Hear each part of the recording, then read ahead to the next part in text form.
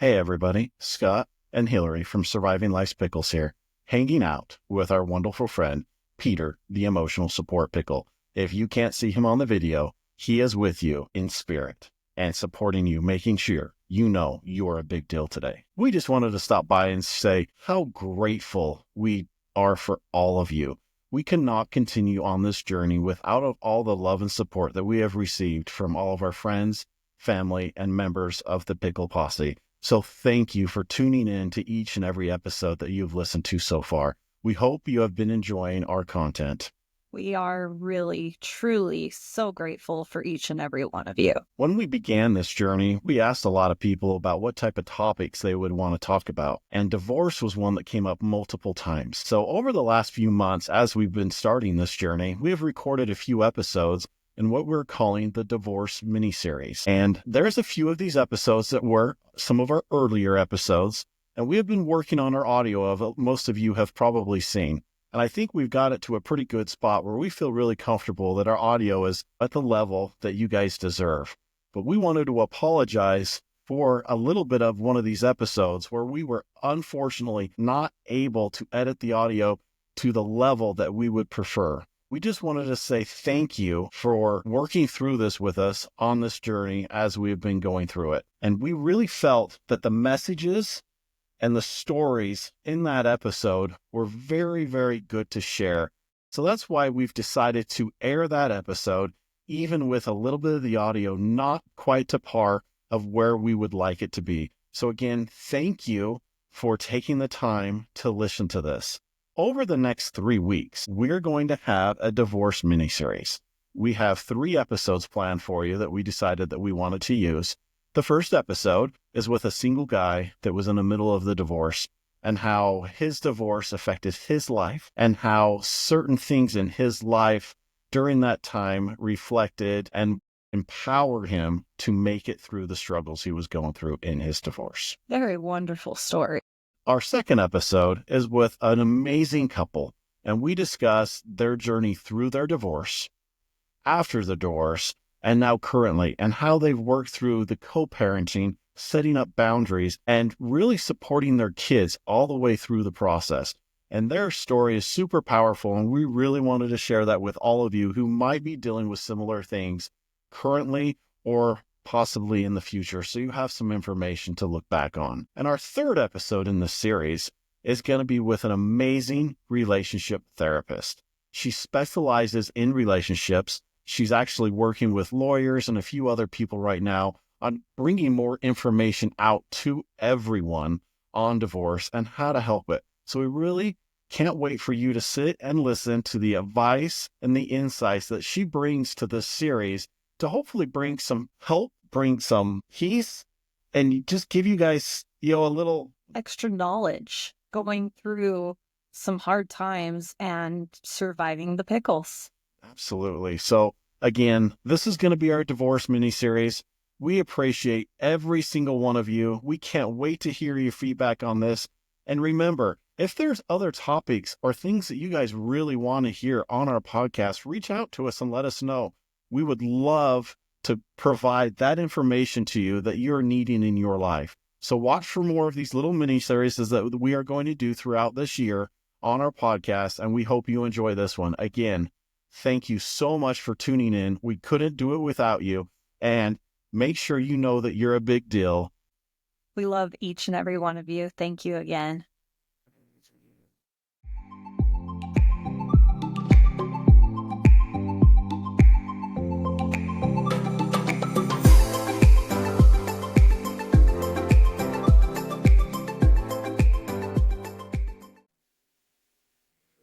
Welcome back, everybody, to our next episode of Surviving Life's Pickles. I am Scott Martin, your host, and today I am with one of my amazing friends, Alex Smith.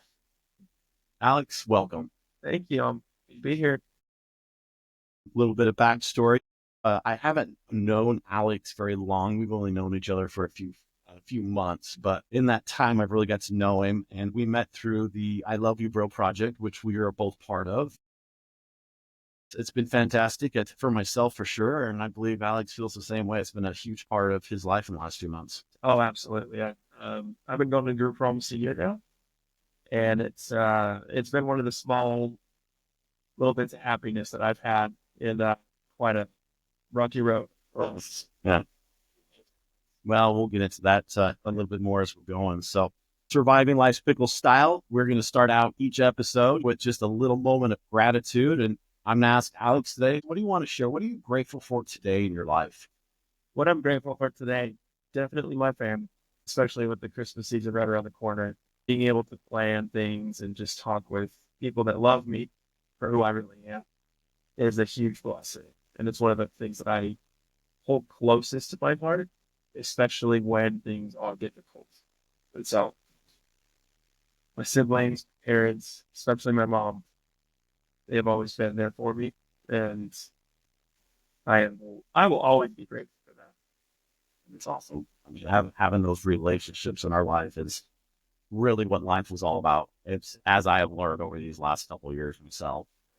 So today I am really, really grateful for my therapist and the trials that I have gone through this year and teaching me how to have patience. Today, I have had some trials and some different things, and being able to use those skills that she has taught me with a few things that have come up today and be patient with other people. A year ago, I wouldn't have been able to handle things the way I did today with some of these incidences. And so I am extremely grateful that I have learned those skills and I'm able to be more patient with people. I just feel like it's a lot better way to live your life. That is what I'm grateful for today.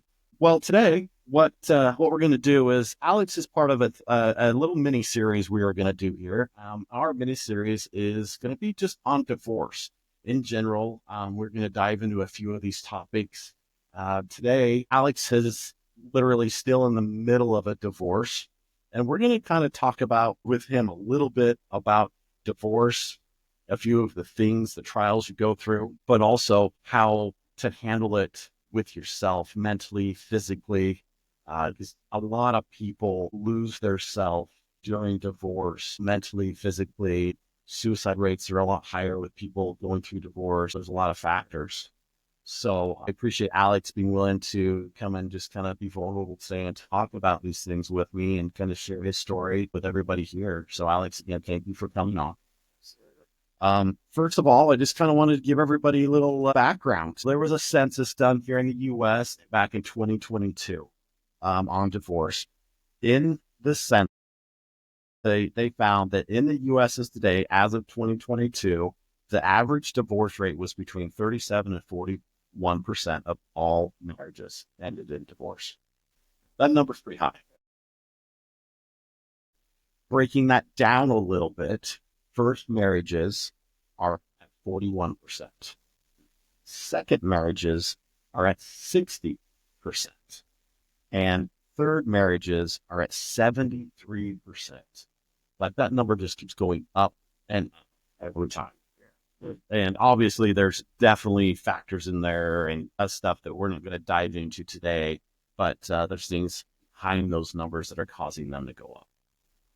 In the census also, since the year of 2000 until 2022, when this was done, there were 8.3 million divorces filed in the U.S. That blew me away. Like, it is. It's heartbreaking. It's horrible. And the fact of it is, and one of the big reasons that we're doing this little series is everybody in the U.S. right now, and even in the world, has been affected by divorce in some way. Yourself, your friends, your sister, your brothers, your mothers, your grandparents, everybody has been affected in some way or another by divorce. It is just awful. A huge permeating thing. And personally, I didn't notice the effects growing up, but as I become more involved with society and I've had more friends that have had more experiences, I realized the impact that divorce has had. Even in a very more personal experience, my own divorce, and I've seen how it's affected me and my family and those around me that maybe were never like close to that. It's just heartbreaking statistic, and it's just become such a normal part of life, which is terrible to say. But it just learning how to negotiate and to work through these things is hugely important with how widespread and impactful that these events are. Yeah, I mean, and that's just it. I mean, it's almost become a part of life, like you expect it, and it's awful. I've been through multiple, and that's for another podcast, another episode down the road. So I've experienced it, and I've experienced it on the other side too. I mean, I grew up in a divorced family, and I was a kid, and then I've also been an adult and experienced it. And I get, yeah, it's just part of life for me, and I hope that sharing this will help people that are maybe on the verge or having difficulties to kind of learn from our experiences, maybe look at some things, and hopefully we can help somebody by sharing some of this. One other thing I just kind of wanted to touch base on, I looked up all the reasons, again, with this census that they did, that people are divorced. I just pulled up the top 10. Everybody wants to know the top 10. Really kind of surprised me. So, Alex, I just want to ask you before I dive into this. I'll count from 10 to 1, but what do you think are the top 3 reasons, in your opinion, that divorce happens in the U.S.?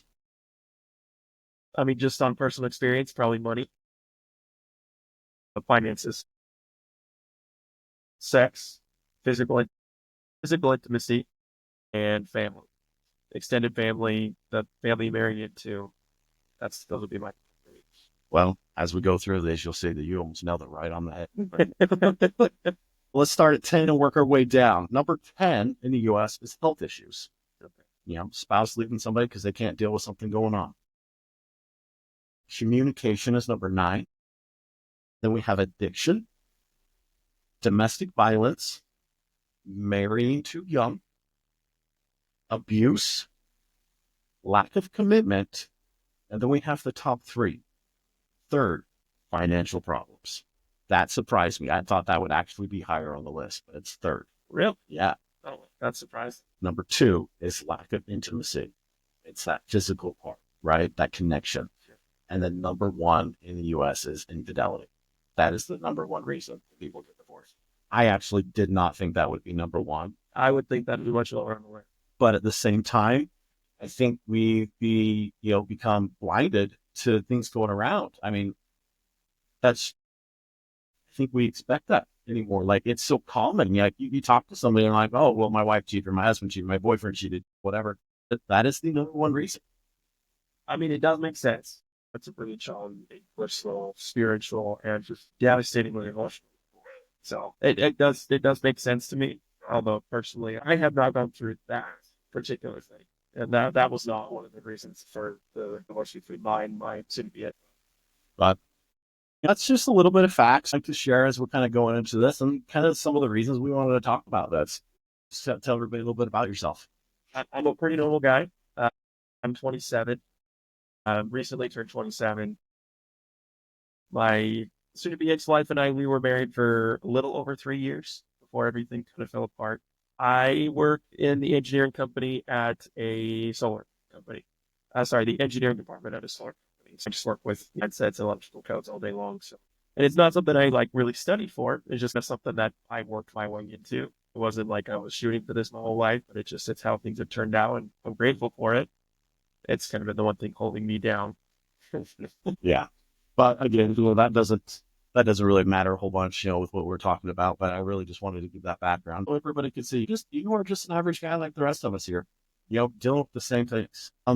Well, let's just start off. I mean, divorce is most of the time not pretty. It's not fun to go through. It's not something that it's supposed to be. Right. And you kind of want to, just talk about a little bit of things, some of the things that you had to deal with in your divorce. And one of the biggest questions, or I guess one of the biggest topics that are always thrown up with divorce is, do you need a lawyer? Do you not need a lawyer? And then these assets and the money and the loans and the debts and all this kind of stuff, all those material things that in the end don't really mean a whole bunch, but that seems to be the biggest fight most of the time, other than having kids involved, that divorces have to deal with. What are those kind of things? What type of things did you kind of deal with along those lines? So, in my experience, my wife, she was from Colombia. We married, and she was not a U.S. citizen. That was a good for us to try to get that as soon as possible. As a non-U.S. citizen, it's very hard for those people to find solid work. She was on a student visa, so she could only work at the university that she was attending. That's kind of how those things work. And so I ended up becoming like the main breadwinner for the family for the first 2 years that we were married. And that involved me working for more than 2 jobs because she still had to keep going to school and return a lawyer. But it kind of developed into that kind of relationship where she was just dependent on me for a lot of our financial stuff. That and I think that's a big part of why our marriage ended. I really don't know from her side. When things were over, she cut off contact immediately. It was just, this is too hard for me. We had a lot of issues. But when it comes to dividing assets and everything, it becomes a huge point because in my experience, you're trying to divide the memories and you're trying to find the fair adjustment for everything. And in my case, I did end up getting a lawyer, working with a lawyer, but that's for other reasons. So when it comes to deciding whether or not you're going to get a lawyer, do everything you can to avoid getting a lawyer. Focus on 3 simple words: fair and equal, because that's the only way that things are ever going to end on a good note, is if it's fair and equal. When children are involved, it's a whole different story. It is very difficult to divide your children fairly equally without destroying them in the process. Right. I mean, luckily enough, I mean, and not luckily, but luckily enough, you don't have that with you. Like I said, I've been through that. It does make everything a lot harder, and you worry about that. We actually will get into that on our next episode of this series with some other friends that have gone through that. I will say that's a blessing for you, really. That's something you didn't have to deal with. Is the kid's part of this? And I saw the impact that was going to have, that on my friends that had divorced parents. Those are scars that will never disappear. Not that having divorced parents makes you less, right? It doesn't mean that you're worthless. You need to make sure that your kids understand that. It just means that your family situation is just more complicated, and that's all it is. I know a lot of my friends that have divorced parents. A couple of them, you can tell where their parents' priorities were, whether it was in making sure they had their own self-esteem and that they had their own confidence, or if they were just focused on themselves and what they were getting out of this relationship that they were in. When your children are involved in a divorce, make sure that they know that the children are the priority. Because if you don't, if you make yourself the priority, 1, they're going to resent you forever. And 2, it's going to hurt them more than you understand and that you can't understand. Right. Absolutely. I mean, that's just trust. I totally get it. I've been on both sides of that, and it is it's hard. It's really hard. So one thing, a part of your story that you kind of shared with me, just kind of wanted to touch on is I know you guys, this has all happened. And again, this is just material things, but this is something everybody goes through, is you moved out of the house. Yes. And tell me about that and what happened to you. I mean, share that with everybody. When we had our last big fight, straw that broke the camel's back, and that was the same day that she moved out of the bedroom. And so that was 3 months before I moved out. I moved out almost exactly 3 months after she moved out of our bedroom. We were living with her friends. Her friends didn't have a place to go, and so we were planning on moving. So we ended up going to a slightly bigger home so that they could all stay with us. And so because of my work schedule and who I kind of was as a person, I don't consider myself now the same person as I was then. But at that time, I had recently been working 10 to 12 hours a day, 6 days a week, and sometimes 7 days a week. I had no social circle of friends that I had made myself. I was one of those kids that grew up moving around all over the place. When I met my wife in college, we only been in the state for about 3 years maybe. And so I had some friends, but they were college friends. They weren't super close, and it was just like very non-committal. When I met my wife, I was like, oh, this is it. This is who I want to be with. So I don't need anybody else. And so I put all of my effort into building a relationship with her, which not that that is the wrong thing to do, but forgetting about yourself in these relationships is not that it's a bad thing, but it can lead to dependency and a type of toxic dependency to where this is the only person for me and I am just going to hold on and never let go. And that can create resentment, which in my scenario, that's kind of what happened. She grew to kind of resent that I didn't have friends. And so anything that I did outside of our relationship was only with her. So I feel like she felt that she was being suffocated by me. And when we were in our house and all of her friends had moved in, as things progressed, she tended to stay longer and longer with her friends and do more things with her while I was kind of left home by myself or I was just working. And so when things finally split, her friends are her friends. They weren't really my friends. They were our friends and her friends. I lost my entire social circle, and I didn't have any friends besides, my colleagues at work. And in my position, I was in a management position at that time, and it's kind of hard to be friends with the people that you're under. For sure. And especially with what I was doing with my job, it was really hard to create meaningful friendships with those like at my peer level because we were all so busy. And I could have put more effort into that in the time leading up to the separation. But in the back of my mind, I was like, this is just a fight. We'll get over it. Things will be okay. But after the first week where she didn't say a word to me and I could see them leaving because we all shared our location on our phones.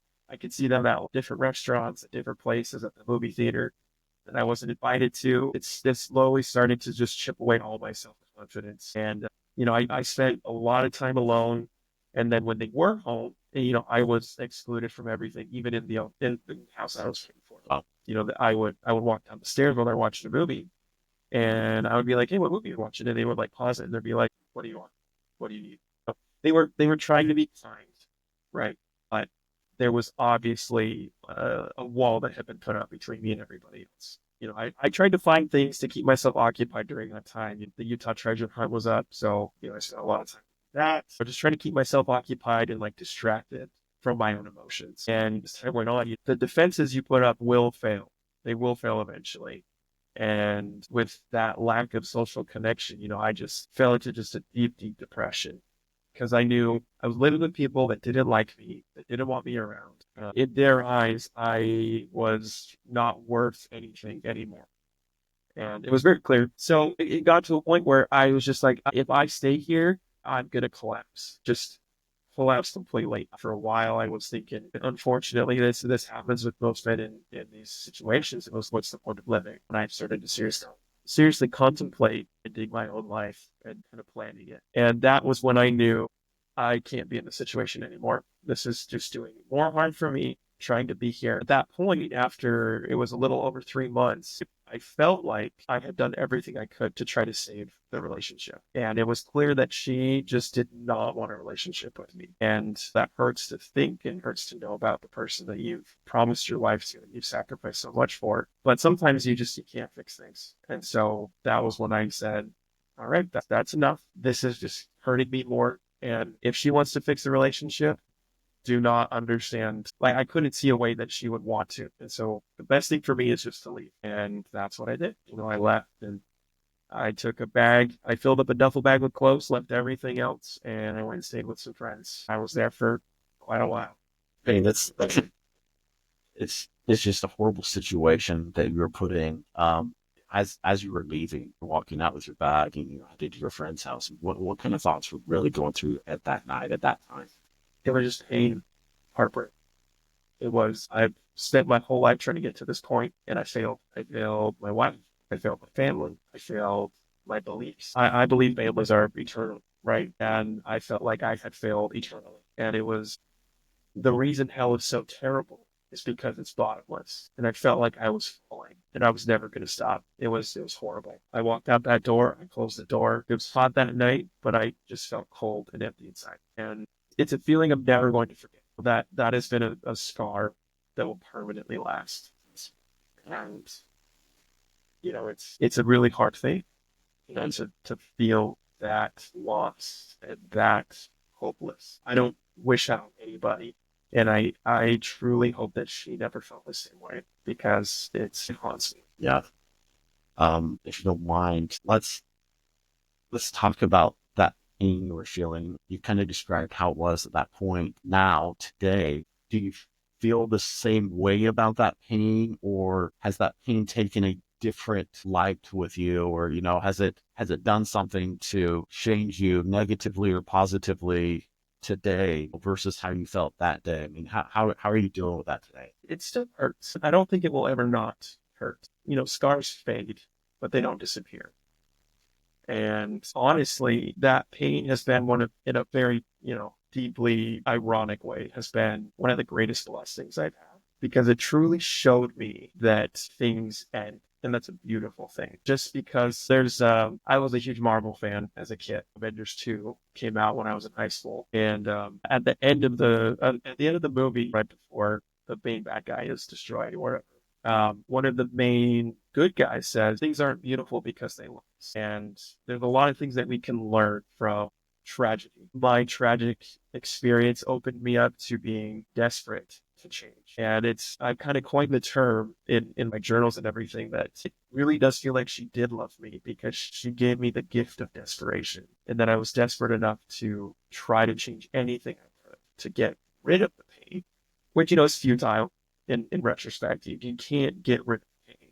But what you can do is use pain as a motivation to do things that you never would. In my experience, that pain kind of drove me to do a lot of things that I wouldn't have done. One, see a therapist. I cannot stress the importance of finding not necessarily a therapist, but someone to talk to about how you are feeling. I know that's really difficult as men. We put on a face that we're macho. We don't need help. Because needing help is weakness. And if we're weak, that means that we weren't worth it to begin with. I know I particularly just saw weakness as unlovable, unworthy, and it's inescapable. Weakness is a part of who we are. It's a beautiful piece that we can use to drive to become perfect. Well, not perfect, but to become better. The world is just full of terrible things. And when you're going through a divorce, nothing looks good. Everything is terrible. Everything is falling apart. But what you choose to do with the gifts that you've been given, which divorce in its own way is a gift. It's a gift to reflect. It's a gift to change. Not that you can't do it if you don't get a divorce. All right. Don't get me wrong. I know there's a lot of people that might be listening that I have never gone through this and they're just curious.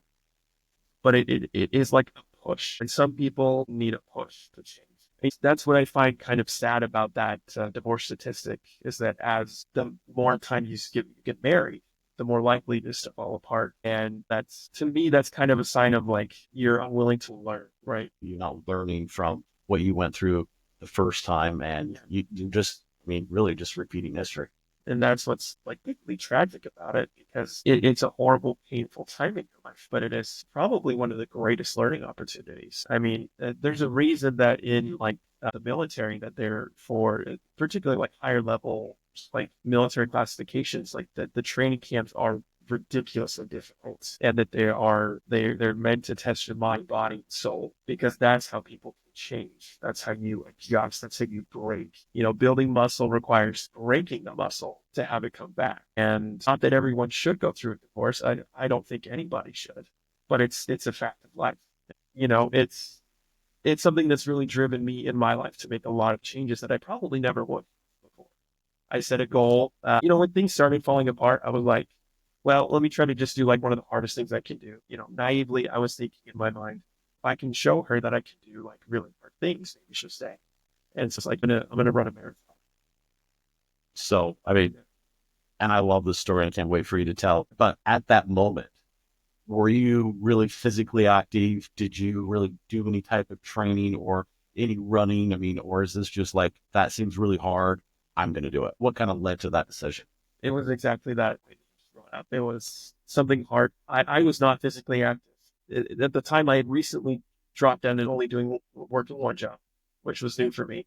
So before that, I was working 10 to 12 hours a day. So I would work and come home and I would sleep. Sometimes I'd play games until 1 or 2 in the morning and then wake up all cranky because I was tired. Poor decisions. We tend to make those very frequently. But no, I was not physically active. I was pretty overweight, honestly. I could show you photos and like from then and now, it's a very different kind of person that I was. I wanted to do something difficult. And I was active as a kid, but when I started college, kind of stopped being active. I did run pretty frequently in the year leading up to when I met my wife. But after we were married, I hadn't really done anything. So it's been almost 30 years that I have done any type of like physical activity or like gym or anything. So it's ironic because she was a fitness influencer. That's what she was trying to become, and she has succeeded in that. Which I am even now after everything, I still have feelings for her. I still love her, but I still care about her, and I'm grateful that she has that and her friends because I know she probably would have had a harder time dealing with this if the roles had been reversed, and I wouldn't want that. That's beautiful right there. That just shows that what you guys had was was real, and you still had experience and the connection and love you guys had during that time will always carry on with you. That's something that you always have. That means it was great. I've talked to people over the years where they are so bitter and they don't want anything. Like they always say, I wish they would die. I wish something bad would happen to them, all these things. And for you to be able to express that shows me that you guys really cared about each other and that you now kind of cherish that time that you had together. Like that's an important part of your life. And so that's awesome. I commend you definitely kind of looking at the past few years that way. So let's dive in. Tell me a little bit more about this marathon. Where was the marathon? How did you train? How did things go? I know there's quite a cool story throughout the marathon. So I want to hear a little bit more about this. So I started training for the marathon in April of last year. No, this year. We're not in 2025 yet. No, we're all in 2024. I used the Nike Run Club app. It was the cheapest and the freest option that I could find. It just allows you to set your own pace and when you're running the marathon and everything. And so I was like, well, this is great.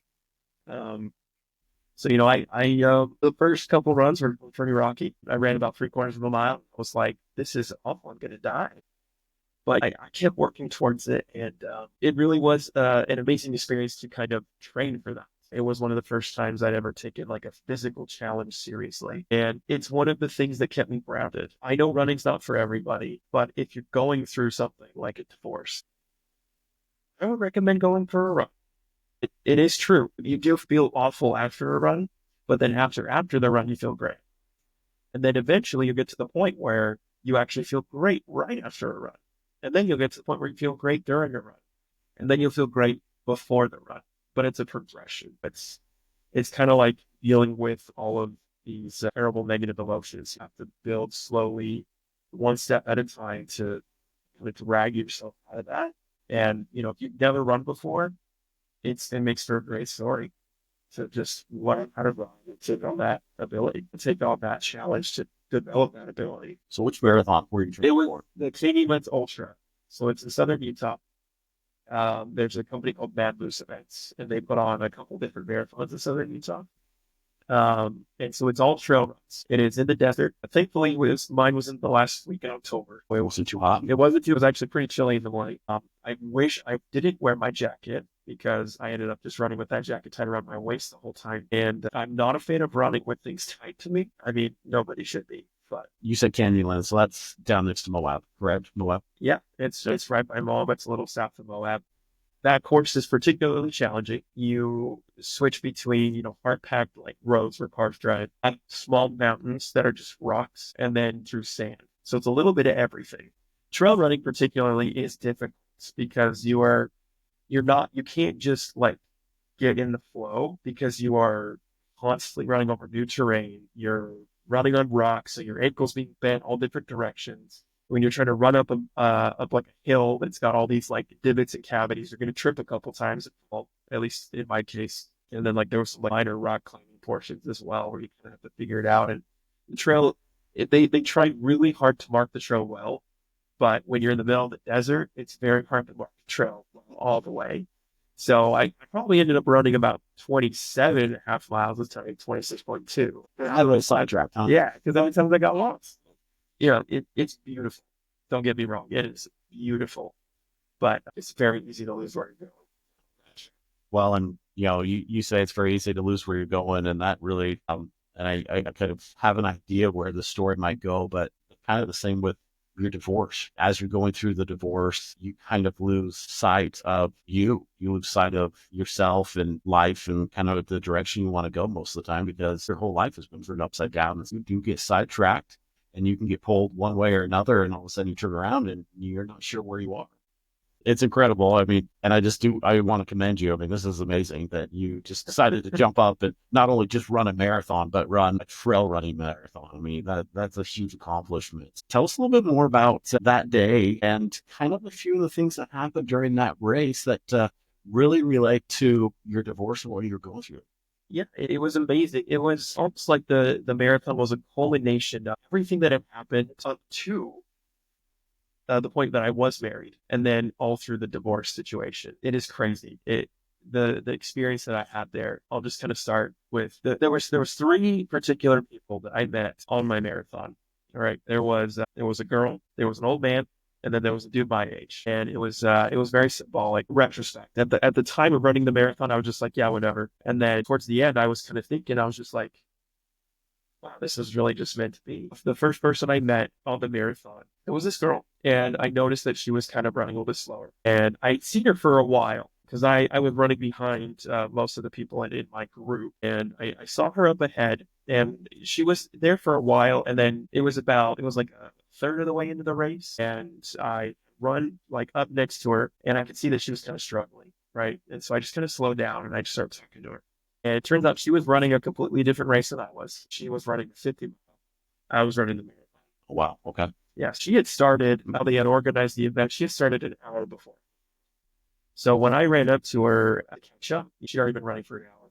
So she was pretty slow, but that's totally fine because the 50-mile race, that's no joke. Like if you need to walk that whole thing, you walk that whole thing. But if you can walk 50 miles in a day, that's incredible on its own. So I was trying to kind of talk her up at that time to make her feel better. And we connected really well. We tend to make some pretty good jokes every now and then, once in a blue moon. But I was just on a roll with her. And, we got to know each other pretty well. I found out where she was from. She's from a different state. She'd driven quite a long time to get to the marathon, which is, I'll kind of tie that into the relationship I wife at the end. But as we started going on, things were great in the beginning. And as we continued to run, I could tell that she got frustrated sometimes with my pace. And that I was getting frustrated sometimes with her pace. Because we would kind of do this walk for a second and then run for a second. And when we would run, I was trying to run too fast.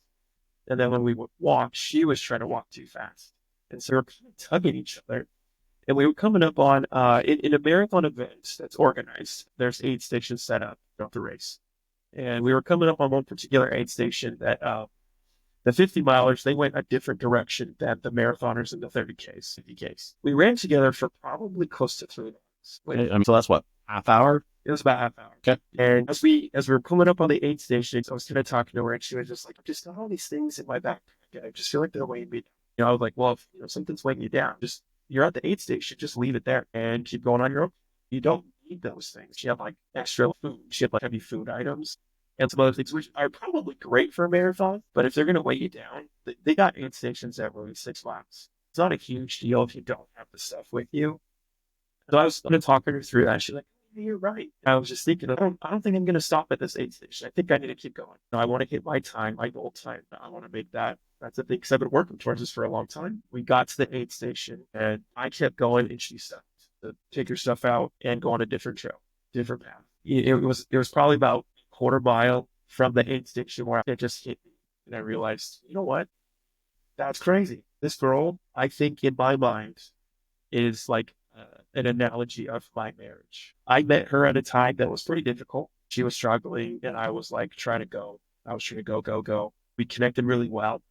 And then after a while, we realized maybe this isn't great for us because we pretended like we were running the same race for a long time, marathon, right? But we were running completely different races. Her ultimate goal was very different from mine. And it doesn't mean that her goal was better. It just meant that her goal was different. With retrospect, with my wife, that's kind of what was going on. We were running completely different races, trying to pretend we were running the same one. Our end goal was different, but the trail we were running was the same, and it just happened to be the same for a while. And so we took advantage. It's heartbreaking, but that happens. That happens to people. And maybe we were too young when we got married. Who knows? And in my mind, I was thinking maybe with my wife, I was the one holding her back, and maybe I was the thing that was keeping her from being able to be the best person that she could be. And that's just how things happen sometimes too. It doesn't mean that I'm worth less. It doesn't mean that I am bad for doing that. It just means that that's how it worked out. So it was a beautiful moment to think back and be like, this was like a marriage, a good time. We were both working hard. Not that I would compare what we were doing. We were doing different things. She was working part-time, going to school. I was working 2 jobs. It's pretty much the same effort being put into the relationship. And you can argue, it's harder this is harder, but it doesn't matter. Things are just different. And we were trying to make it work. Ultimately, it just wasn't meant to be. What's it meant to be? Yeah. Well, I mean, as you're going through this race, then, I mean, you now parted ways. And again, if you really want to look at that, as you were saying, you guys ran together for about 30 minutes or so. You were married for 3 years. I mean, so really every 10 minutes with this girl kind of reflected a year of the time with your wife. So it's kind of a really cool analogy of how you kind of put this together as you're doing this race. So after you guys race, what happens next in the race, and how did that kind of affect you as well? Yeah. After we split ways, I was finishing my run and I started to get just real bad cramps in my calves. And every runner's gonna know have cramps for the worst. And it's like a fine line between agony and pain. There's no in between. And so it started getting really, really hard for me after we separated, which was really funny. And I got to the point where it was one of the steepest parts of the race. There's an incline of about 1,500 feet in elevation. That's over a mile and a half. When you're in a car, that doesn't seem very long. When you're running, that's forever. And I was about halfway up this hill. I just got these cramps that were awful. They were so bad. I literally fell over and I looked down and I could just see my calf muscles just like waiting. I am like halfway done with this race and I don't know if I can finish this. This might be too hard for me. I may have been prepared as much as I thought I was. This is painful. And this is horrible. I was sitting there. I'm man enough to admit that I was crying for a second because it just hurt so bad. And just like looking around, right before I'd fallen, I looked back in front. I think that's kind of what caused the spasm that made me fall. Because I looked back another time. I didn't see anybody. There was nobody on the trail. No one in front of me, no one behind me. And it was just a flat road. So I fall over and I'm like, dude, there's no one here. Like, I'm going to die out here. I'm going to die here all by myself. I suddenly just hear someone behind me. Hey, are you all right? And I was, well, no, I'm not okay. And he was, what's going on? My calves are cramping so bad. And this guy, this guardian angel, appeared out of nowhere. He is, what's going, like, okay, what have you got? What soda have you had today? What are your supplements? What are you drinking? And I'm like, honestly, I'm just drinking water. I had some breakfast this morning. I grabbed a banana at the last aid station. This is my first time doing this. I don't really know how to do this. And he's just, it's all right. It's all right. So he had me first, don't sit down, stand up. All right, do not sit down because if you stay down, you're not going to get back up. I was like, okay. So I stood up and he pulls off his bag and he starts handing me all these like sodium pills, these electrolyte pouches. And he's like, take this and this and this. And you take those right now, walk in a circle. And let me see your calves. And he just goes, like, squeezes a little bit.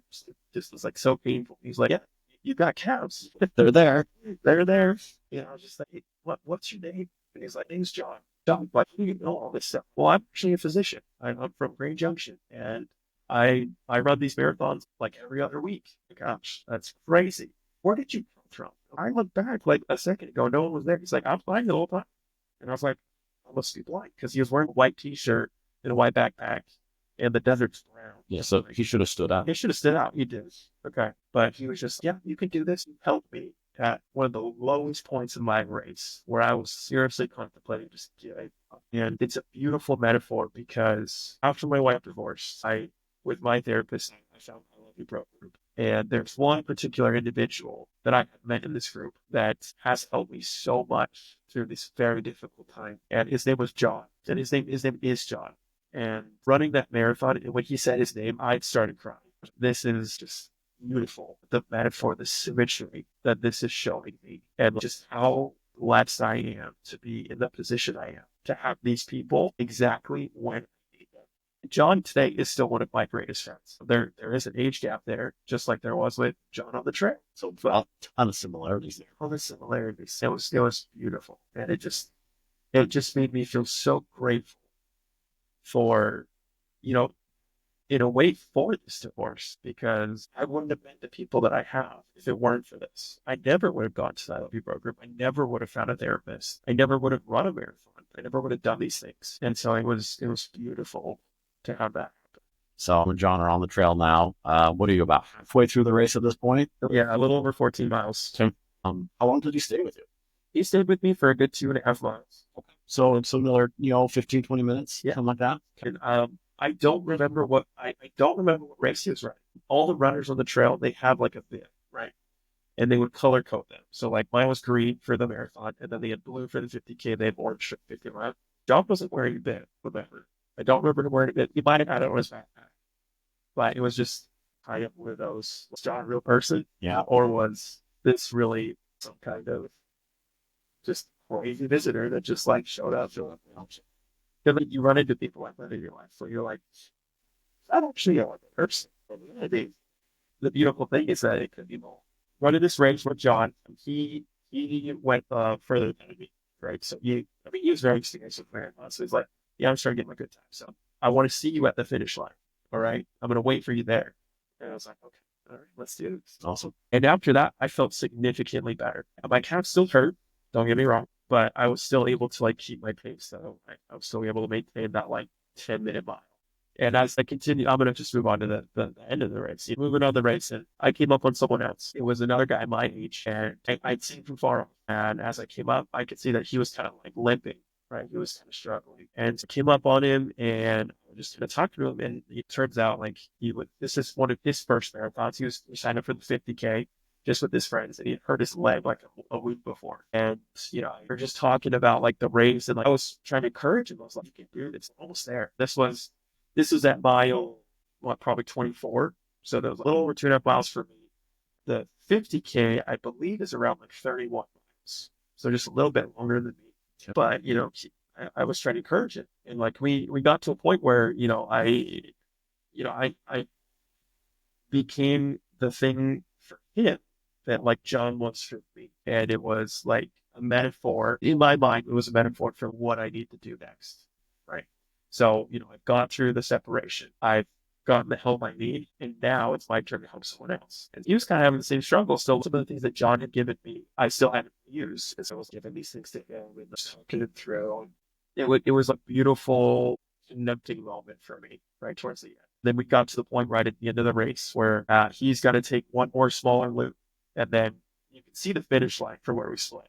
And I was like, I know you can see that finish line, but make sure you finish your race. I don't want you to ever regret not having finished the race. And he was like, yeah, you're right. And he went off and he did his own thing. And it was beautiful. But I kept going on my path, and 10 minutes later finished the race. And it was an amazing experience. That there were other things that happened during that race, but those were the three that stand out. And I truly don't believe that I wouldn't have had the experiences I had if I hadn't prepared in the way I had for what was going to happen. I had, changed a lot about myself. I was more open with people. I was more accepting of help. I was okay with admitting that I wasn't perfect. I was okay with admitting that I had my own struggles. And it took everything I had to finish that race. Everything. My grandparents were there to watch my race. And that was a beautiful moment, because like I was not expecting anyone there to support me, but they were there the whole time. They've kind of been there through this whole divorce, because my parents, they're in another state. And so, yeah, just that being prepared to accept and have those experiences was key to me finishing that race. It's just a beautiful story how that kind of just unfolded, and you're able to look back and, really compare it to a lot of your struggles that you've gone through. I guess you did finish the race.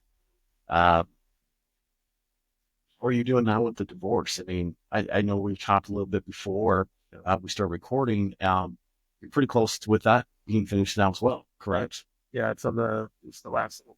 Yeah, so there's just a few of the legalities that you've got to work out. So during this whole divorce experience, and how you've talked about the race, obviously your mental health as a person and as a man, you definitely questioned. There were some things you definitely struggled with. What are a few things, retrospect, over the last little bit that you would like to share? Maybe, some things that you were dealing with as far as your mental health and how you've kind of pushed through those. What have helped you through a few of those? Obviously the marathon for sure was something that gave you focus and purpose and, things like that to really take your mind off of what was going on. But what other things, is there anything else that you've used that has really helped you through the last few months? Yeah, I would say rebuilding my community. That has been something that's not only has it kind of distracted me, but it has brought about these wonderful interactions with people that I hadn't known before. With this divorce, it's almost like you get a new start. You get to like rebuild something great. So building community, looking for opportunities to serve others. When the divorce was, in the very first stages, the thoughts that kept going through my mind was, this is going to be something that can either destroy me, or this is going to be something that I can use to rebuild me. And this is who I can choose. Like, I can use this to become the person that I want to be, because I don't have an excuse anymore. I've been broken down to the very base of my character, of my being. And so who do I want to be? Do I want to be someone that's sad all the time? Do I want to be someone that's bitter for the rest of my life because of something bad that happened in my 20s? No, it's finding something to live for. The world is full of awful experiences. We're all victims, all of us, of betrayal, of sadness, of loss, divorce, sickness, health. We're all victims. But are we going to stay in that victim mindset? That's the thing that's helped drive me to not just get the divorce over with, not just to be done with it, but to become evolve into something new. I think that's the thing that will help you the most. That helped me the most with going through the divorce is who do I want to? What is going to be my legacy? Am I just going to be the guy that went through a divorce, or am I going to be the guy that went through this awful thing and then became something better, became something new? That's beautiful. I mean, you've really taken, and I've mentioned this in a previous podcast, and it speaks strongly to me. Jelly Roll said, in a statement when we were at his concert, he says, "I'm taking my pain and sharing the knowledge from that pain with you so that you do not have to feel the same." And I really feel that that's what you're trying to do now with some of the people that you've interacted with John, and the third guy in that race. You really take the little pain you heard from earlier and kind of helped him with where he was at. And that's just a beautiful thing too. Life isn't worth living if you're not trying to make life better for others. So what's next for Alex? I mean, you said you got a few legal things with the divorce. You finished your first marathon. Are you a full-time marathon guy now, or what's next for you? I mean, what's coming up this next year? What's in the plans? I mean, I would like to become a full-time marathon guy. I think that'd be pretty fun. But the next big goal, I tend to gravitate towards things that are very difficult to do. So I've signed up for the Ironman in Switzerland next year in August. I mean, you ran a marathon and now you're jumping into an Ironman, which is running, biking, and swimming. Yeah. In another country. It's awesome. Running is the same in every language. Yes. So I love it. So that's fantastic. I mean, you really have taken your experience and things that you've dealt with and just pushed through, and you've taken that pain, learned from it. And I see the person when I met you a few months ago, and this was before you ran the marathon. I see the difference. I've seen how that has all changed you, and I've seen kind of you evolve as a person and as a guy, and it's just it's fantastic. It's beautiful to see, and just some of these tools that you're using. So as we wrap up the episode here, any takeaways or any other things that you have learned as far as you're going through this divorce, you're dealing with all these material things that really is just not important. It's the mental health of yourself, if kids, if you're dealing with that. What advice or what would you have for anybody that you would like to share that you've learned that we haven't talked about? Things aren't always awful if you let them be awful. It's how you react to them that will determine if they're great for you or not. We don't get to choose what happens. We don't get to make other people's decisions. The only thing that we have control over is how we react, of how we let it affect us. And there are going to be dark days. There are going to be just days when you do not want to get out of bed, that you are done with everything, that you are angry, hurt, sad, afraid, and it's awful. And I know exactly what it feels like. But you have to know things will get better. There will be better days. It may take a month. It might take a year. It might take a day, but things will get better. Keep on running, right? Keep on running. Last few minutes, I kind of like to switch the tables here a little bit. Is there any questions or anything that you would like to ask me that kind of brings up any interest about this topic or anything as we've been talking? Is there anything that you want to turn the tables? Yeah. So I know that you've been divorced as well, and that you're in a happy relationship now. How find the peace in moving on to a new relationship? That's a good question. And honestly, that really boils down to finding the peace within yourself first. In my prior relationships, I really did get divorced and jump into another relationship. And that was one of the worst things, now looking back on that I could have done. Because I never really worked on myself.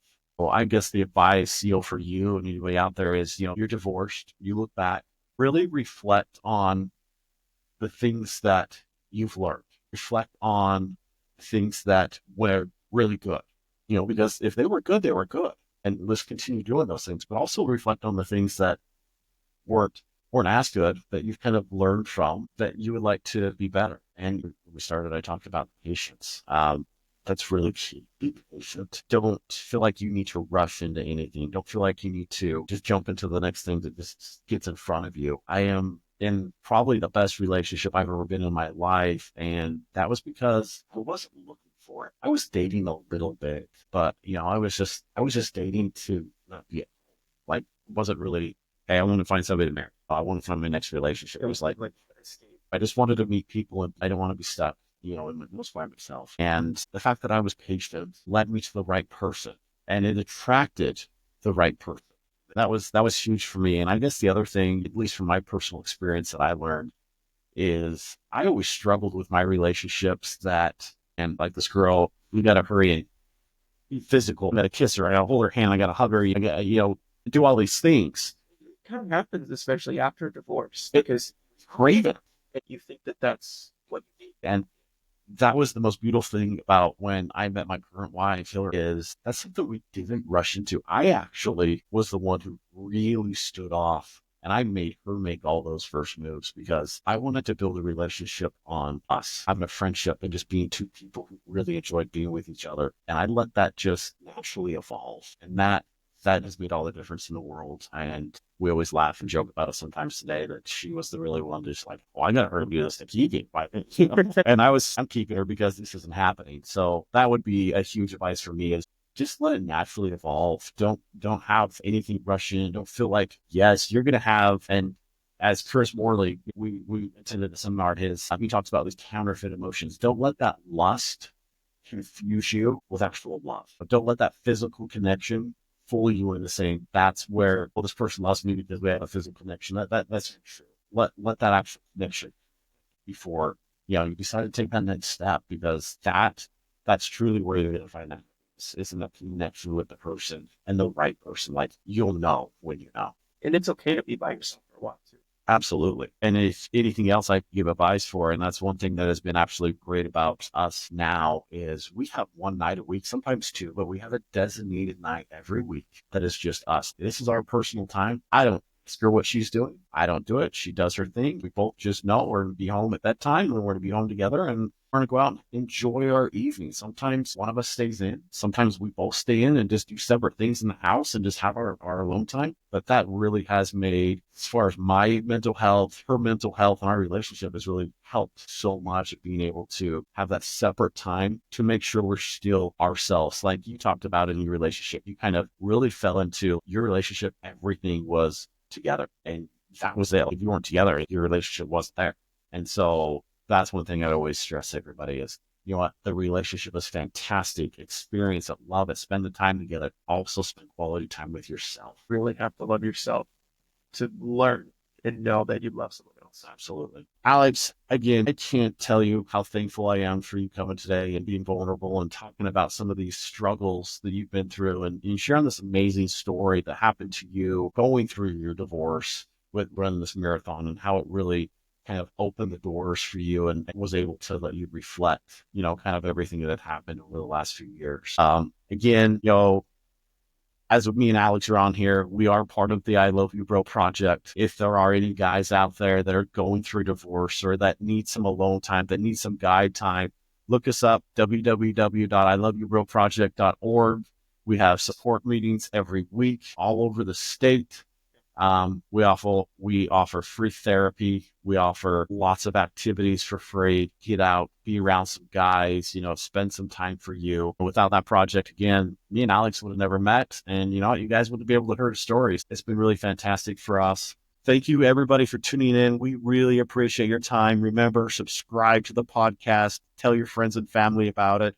We want to continue doing this, and your support and your subscriptions will really help us be able to continue and bring more information to you.